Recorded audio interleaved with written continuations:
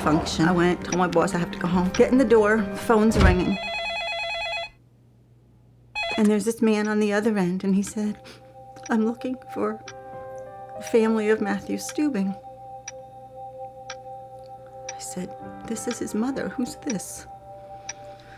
And he said, I'm calling about the jumping. That was the beginning of my story. As a mother, I needed to make sense of what happened to my child. The first answer came when my husband found a magazine article that linked psychiatric drugs to suicide. I was horrified. It answered some questions, but made me think of so many more. I had to find out for myself. I had to do something. This is for you, Matthew. The first thing I discovered was there were a lot of other mothers who had been through similar experiences and were speaking out. Thank you all very much for being here today. When I took Matthew to the doctor, he was diagnosed with a clinical depression, and they said it was because of a chemical imbalance. They're not telling you that it's entirely psychologically based and subjective. They're just saying, oh, well, based on these symptoms, you have a chemical imbalance. Mm-hmm. And with a chemical imbalance, it's like, where did they come up with that? What chemicals? Where are the tests, you know? It's completely arbitrary and subjective, and it is their opinion. And you want to do what is right for your child, so you bow to the pressure because you think that they know. You know your child better than anybody. Tune them out. You do what your heart tells you. You don't listen to them. These women were strong, knowledgeable, and determined to get the word out. Were there professionals who also knew the truth about psychiatric drugs? There were a lot more than I thought.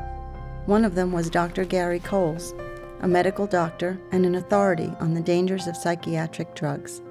Drugs just alter the brain. You know, they never cure anything, and then they make you permanent patients, which is great for business and bad for patients. And completed suicide is just one of the thousands of adverse effects that the industry refuses to acknowledge. Dr. Coles was right.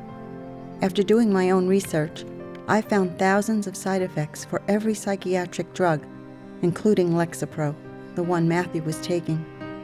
But instead of warning us, the authorities are playing down the side effects.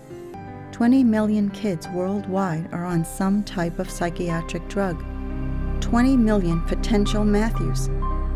And according to a children's social worker, Sonia Mohammed, there's no group of children harder hit with these drugs than children in foster care. In Los Angeles County alone, we have probably about 50,000 kids in the system. What percentage of those do you think are on drugs? I would be willing to say from experience somewhere between 50% and 75%. I personally have not seen any curtailing of prescribing drugs. I see it as still getting worse and worse. They're preying on the most vulnerable. They're preying on the people who they should be protecting the most and helping the most. Especially children, their personalities are to be gregarious and fun, and to take that away from them, I think, is a crime. I kept thinking back to my children and what the other mothers had said about theirs. Their smiles, their imagination and creativity, and their boundless energy. My name is Tyler Milford, and I am 11. My age is 7 years old. Actually, just make that 7.5. I'm 8 years old, and I want to be a chef at a 5-star restaurant. I'm going to be an orthopedic surgeon. When I grow up, I want to be a geologist. I would like to become a professional basketball player. Professional clothes designer. I want to be a musician, a actress, director, a teacher, dancer, and a singer. I'd go for speed skating if I wanted to. I'm really good. I just want to keep practicing and practicing until I know I'm perfect at it and then do something big. Yes, I plan to get an Oscar. I was hoping that it would be like the funnest thing that I would do in my life. Losing a child is the worst thing that could ever happen to a parent. Children need protection. They need guidance and they need love. They don't need psychiatric drugs. And I'm going to tell that to as many people as I can.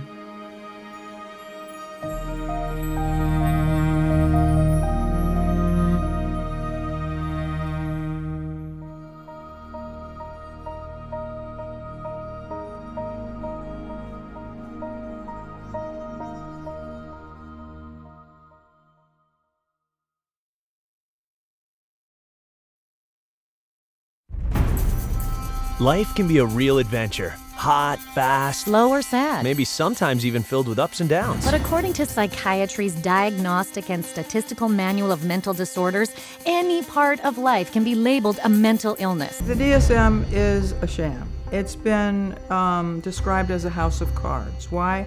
Because the diagnoses are theoretical. Every few years, a group of psychiatrists and psychologists sit around in a room and vote on new diagnoses. The diseases are voted on? What do you mean? Did you say, are they voted into existence? Are voted? As in created. Oh, man. It's crazy that you would vote. Mental disorders should be based on scientific research. I have been led to believe that it's all based on medicine and science. So I'm kind of shocked to find that out. There is no definition of a mental disorder. It's bullshit. I mean, you just can't define it. I don't do DSM. I'm not involved. So, and that maybe tells you more than anything. NIMH is not involved with DSM. You can diagnose everybody on the planet, probably with the way that this manual is shaping up. It seems to me you can define any human behavior, give it a name, and that's what the Diagnostic and Statistical Manual tries to do. The consequence of that is that the whole world is being made crazy. Wow, this isn't science, this is just heavy-duty marketing. But it's made to sound like science. And when they don't know, they even have a diagnosis for that. This is number 301.9. 312.9. 292.9. Bipolar disorder, not otherwise specified. Gender identity disorder, not otherwise specified. Disorder of infancy, childhood, or adolescence, not otherwise specified. Not otherwise specified. What the hell does that say? They don't know. It's kind of like a catch-all. It's the garbage can for the leftovers. There's even a box for people that don't fit in the other boxes. To me, it's insane. This is like rubbish to me. This is scary to me. This is hackery, quackery. Well, the whole system is now a runaway train, but the DSM is the locomotive. How many labels can we put out there? How many people can we herd into these labels and feed them a drug so we can get richer? Prescribe away, lifetime patient. That's what the DSM is for. In spite of its incredibly shaky foundation, Psychiatry's Diagnostic and Statistical Manual has literally infiltrated our schools, our governments, even our court systems. What about the media and the military?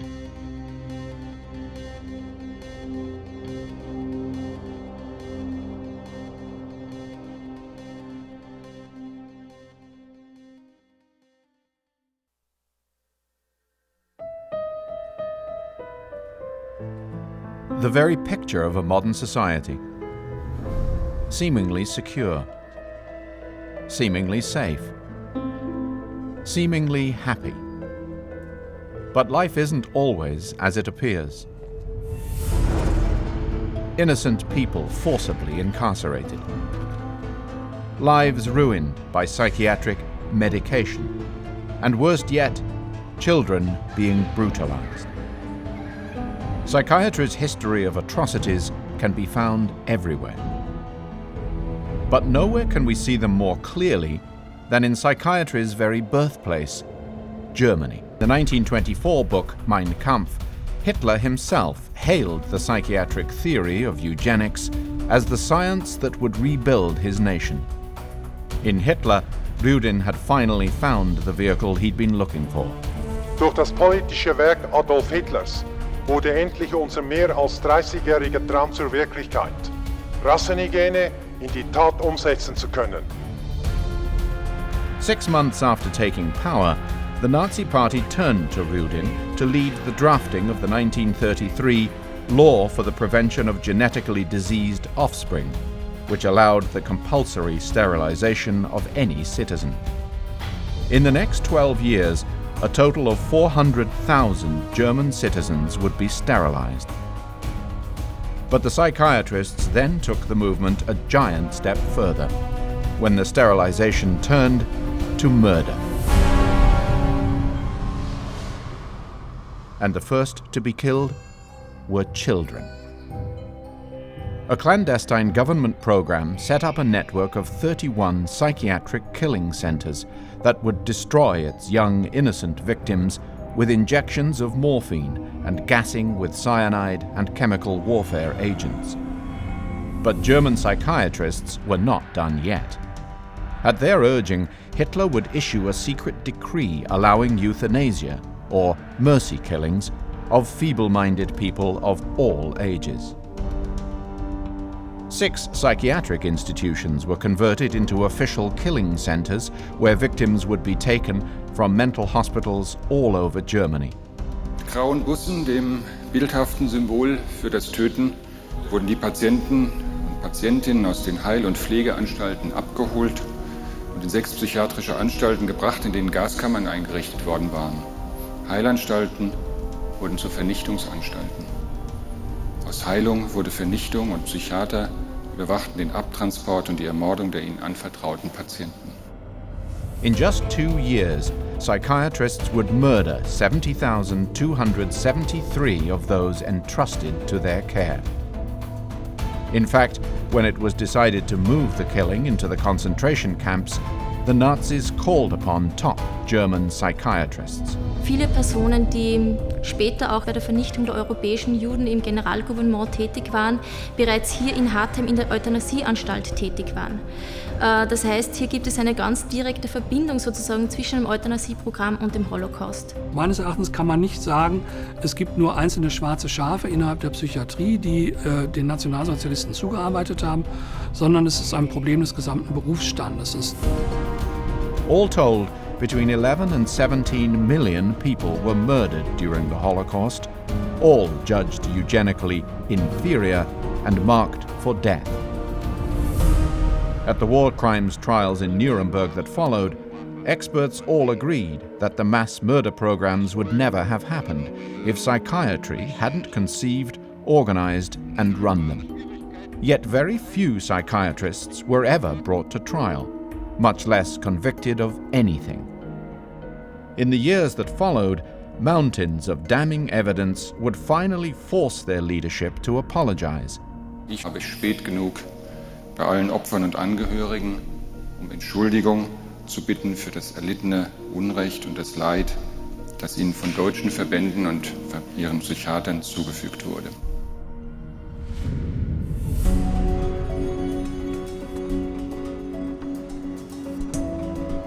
Today, psychiatry's influence can be felt everywhere.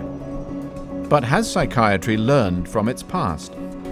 Or do today's psychiatrists still inflict damaging treatments on their helpless victims? Sicherlich hat die Nachkriegspsychiatrie in Deutschland erhebliche Einflüsse, schreckliche Einflüsse aus der Nazi-Psychiatrie. Ich sehe auch eine Parallele zwischen der heutigen Psychiatrie und der Nazizeit. Nowhere is this truer than in today's psychiatric hospitals, where those with behavior considered undesirable are not healed but repressed. Take, for example, Jana, a then perfectly normal 13-year-old with typical teenage problems. Also die Jana, die hatte verschiedene Ängste, mit Nasenbluten, Pubertät fing das an. Und das Jugendamt hat mich dann total unter Druck gesetzt, das Kind in eine Psychiatrie zu bringen. Da kam dann auf einmal der Herr zu mir und er hat gesagt, komm mal mit, Jana, ich zeig dir was. Ja, und dann bin ich mit dem gegangen, da sind wir solche komischen Treppen hochgegangen.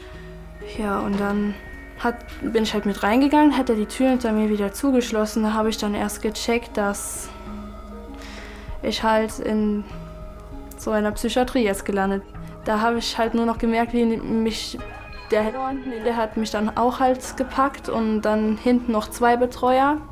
Die haben mich dann zu dritt auf den Boden geschmissen, nur weil ich so Angst hatte und so. Ja, und meine Arme waren ganz verdreht auf dem Rücken. Die haben mich auch so ein Stück weit über den Boden geschliffen. Und ich hatte überall halt hier so Wunden, überall. Und ja. Tag später muss man dann noch mal kommen. Da wurde mir dann mitgeteilt, dass ich ein schwer krankes Kind hätte. Das sagte also die Diplompsychologin, dass das Kind eine paranoide Schizophrenie hätte. Ne? Also die Nebenwirkungen von den Psychopharmaka, die haben sich ganz furchtbar angefühlt. Also ich hatte Bauchkrämpfe, meine Hände waren verkrampft, ich konnte keinen Stift mehr in der Hand halten. Der Stift ist mir rausgefallen aus der Hand und ja, ich konnte nicht mehr schlucken, gar nichts mehr und meine Augen haben gerollt, mir war schlecht und ich hatte schreckliche Kopfschmerzen, mein Nacken, der war total versteift und Es ging ihr ganz schlecht. Sie hat mir dann versucht, über ihre Nebenwirkungen, die sie hatte von den Präparaten, was mitzuteilen. Das durfte sie aber nicht, weil direkt ein Betreuer neben uns, fest neben uns, praktisch schon auf uns gesessen hat und hat mitverfolgt, was wir dann so sagen wollten. Das durften wir nicht, sonst wäre sofort der Besuch abgebrochen worden. Also Selbstmordgedanken hatte ich vor Psychopharmaka noch nie. Aber als ich diese Psychopharmaka bekommen habe, da habe ich mir halt die ganzen Arme hier aufgeritzt, alles aufgeritzt. Aber jetzt weiß ich gar nicht mehr, wieso ich das getan habe. Also die Tabletten haben total eine Gehirnwäsche verursacht. Also das war ganz schrecklich. Für mich hat die Psychiatrie überhaupt keinen Wert. Das ist einfach alles ganz furchtbar da. Ganz schrecklich. Würde ich keinem weiterempfehlen. Niemand soll in eine Psychiatrie kommen. Niemand. Mere weeks after this interview, Jana was taken away from her home and denied access to her family. Instead of solving mental distress, psychiatry has historically created devastation. And in a world ever deteriorating under increasing psychiatric influence, we are witnessing an alarming resurgence of psychiatry's Nazi-era abuses. Was wir seit längeren Jahren jetzt immer mehr vermehrt festgestellt haben, ist, dass eine gewisse Zwangssterilisation an Behinderten vorzogen wird. Die jüngsten Opfer, die mir bekannt sind, sind 14, 15 Jahre alt. This isn't just happening in Germany. In Russia, it was recently discovered that psychiatrists had been forcibly sterilizing women in psychiatric hospitals. In Western Australia, a law was proposed allowing the sterilization of children over the age of 11 without the permission of their parents. And from the Netherlands comes a 550% increase in the euthanasia of its citizens over the year before. As we now know, the Nazi era was not where psychiatric human rights abuses began, and certainly not where they end. In Germany alone, 36,000 children are ripped from their homes every year. Over 200,000 people are committed to a mental institution against their will. And 4 million German citizens are drugged with psychiatric medication. Without any science to back it up, psychiatry is today a $330 billion a year industry without a single cure. This is an industry that doesn't just specialize in destroying people's lives, it kills men's souls. We need to declare an end to psychiatry's age of fear.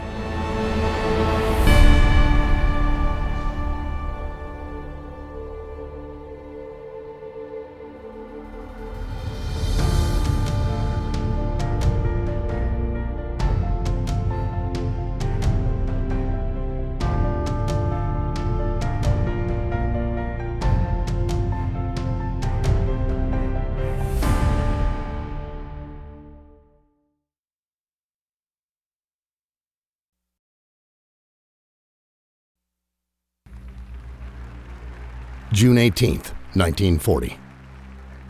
Psychiatrist and Brigadier General J.R. Reese addressed the annual meeting of the National Council for Mental Hygiene with a strategic plan for psychiatry. We must aim to make it permeate every educational activity in our national life. Public life, politics, and industry should all of them be within our sphere of influence. But to reach their objectives, psychiatrists needed the perfect proving ground. One with an unlimited budget that could keep on growing. It's all about money. Billions. billions of dollars. It's our tax money. A proving ground with an endless supply of human resources. More people than any other organization in America. These troops are the guinea pigs. They're being experimented on. A proving ground where every order is obeyed, no questions asked. You have to obey those orders. You don't have an option. I'm legally obligated. And a proving ground where any collateral damage would be labeled classified. This story has been censored every step of the way. Brigadier General Reese knew where to look. The Army and the other fighting services form rather unique experimental groups, since they are complete communities. And it is possible to arrange experiments in a way that would be very difficult in civilian life.